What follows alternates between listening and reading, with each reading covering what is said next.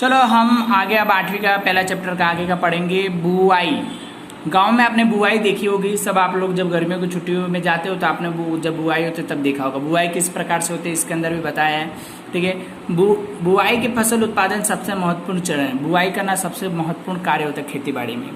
बोने से पहले अच्छी गुणवत्ता वाले स्वस्थ बीजों का चयन किया जाता है। ये अधिक उपज होने वाले बीज होते हैं, मतलब सबसे अच्छे बीज जो उग सके, खराब ना हो, ऐसे बीजों का क्या सबसे ज़्यादा चयन किया जाता है।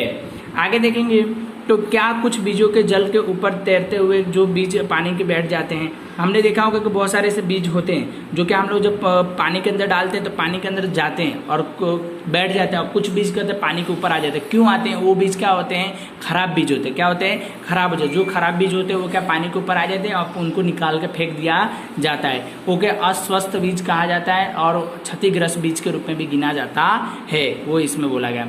पारंपरिक औजार के रूप में बात करें तो पारंपरिक रूप से बीजों की बुआई के इस्तेमाल होने वाले के लिए औजार की किप्पी आकार का होता है, जो बीज के किप्पी के अंदर डालने के दोनों निकले सिरे वाले पाइपों से गुजरते हुए सिरे में मिट्टी में बेज। आपने हल जब चलता है तो हल के अंदर एक किप्पी जैसा होता है, किप्पी जैसा लगाया जाता है, दोनों तरफ क्या पाइप जैसी लगी होती है। उसके अंदर क्या होता है, ऊपर से जब किसान अनाज डालता है तो ये पाइप के द्वारा अनाज अंदर जाता है और यहाँ से दोनों साइड से और अनाज क्या थोड़ी थोड़ी दूर पे निकलता है। इस प्रकार से भी बुआई, अब तो नई पद्धति आगे हाथों के द्वारा चाहे मशीनों के द्वारा बोई जाती है।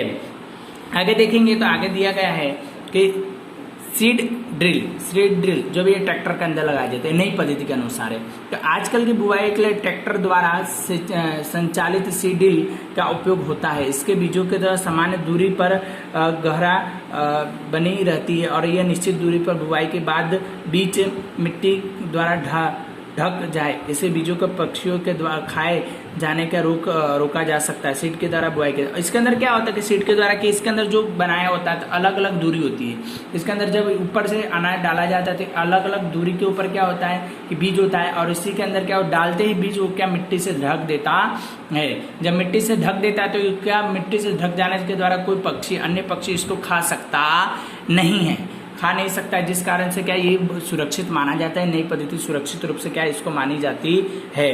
इसके अलावा बताया जाए तो यहाँ पे तो लिखा गया पौधों के अत्यधिक घने होने को रोकने के लिए बीजों के बीच के उत्तर दूरी होने महत्वपूर्ण होते हैं, जिससे क्या पौधे को सूर्य प्रकाश, पोषण एवं जल पर्याप्त मात्रा में प्राप्त होने के घनपैन को रोकने के लिए भी कुछ पौधों को निकाल कर हटा दिया जाता है। इसमें क्या किया जाता है कि अगर हाथों के द्वारा बीज डाला जाए तो क्या दूरी ज़्यादा नहीं हो पाती, जिस कारण से क्या पौधे बहुत पास उग जाते हैं और सड़ने भी लगता है। इस मशीन के द्वारा डाला जाए तो क्या होता है कि अनेक दूरी पे होते हैं, एक एक हाथ की दूरी पे होते हैं, जिस कारण से ज़्यादा घने भी नहीं होते और ख़राब भी होते नहीं। इस प्रकार के हुए रहते हैं। आगे पढ़ेंगे खाद एवं उर्वरक मिलाना। खाद और उर्वरक मिलाना वे पदार्थ जिनमें मिट्टी पोषक स्तर बनाए रखने के लिए मिलाया जाता है उन्हें खाद उर्वरक कहा जाता है। खाद उर्वरक आपने गांव में देखा होगा कि गांव के अंदर क्या करते हैं, चूल्हे की जो राख होती है, गाय का मलमूत्र होता है, घर का जो कचरा होता है, घास फूस होता है, इसको लोग ले जाकर खेतों में डालते हैं, खड्डा खोद के खेतों में डालते हैं, मिट्टी उसके ऊपर डाल देते हैं, जिस कारण से कुछ समय के बाद वो सड़ करके खाद बन जाता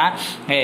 और इसको खेतों में डालने के कारण इसमें क्या फसल अच्छी होती है, इस प्रकार से गिना जाता है। सामान्य भाषा में कहा जाए तो मिट्टी की फसलों को खनिज पदार्थ को प्रदान करती है, यदि पोषक पदार्थों की वृद्धि के लिए आवश्यक है। कुछ क्षेत्र में किसान खेती में एक के बाद दूसरी फसल उगाता है। एक फसल होती है फिर उसकी क्या वो दूसरी फसल खेतों में कभी कभी खाली नहीं छोड़ जाते। कल्पना किया जाए कि पोषक क्या होता है तो फसलों के अलग अलग उगाने के मिट्टी के कुछ फसलों की कमी हो जाती है, जिस क्षति को पूरा करने के लिए किसानों को खेतों में खाद या खादों के देना कहते हैं।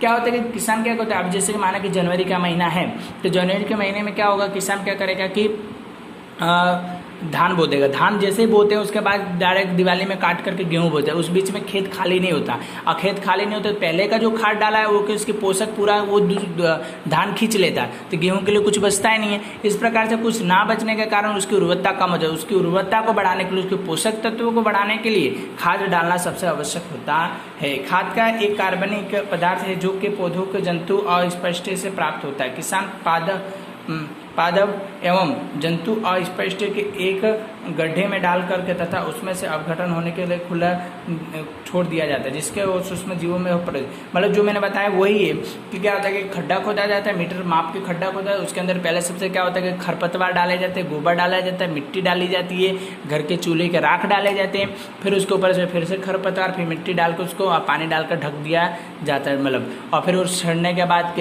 उसमें केंचुए और अनेकों जीव जंतु मिल करके उसको क्या खाद के रूप में क्या परिवर्तित करते हैं।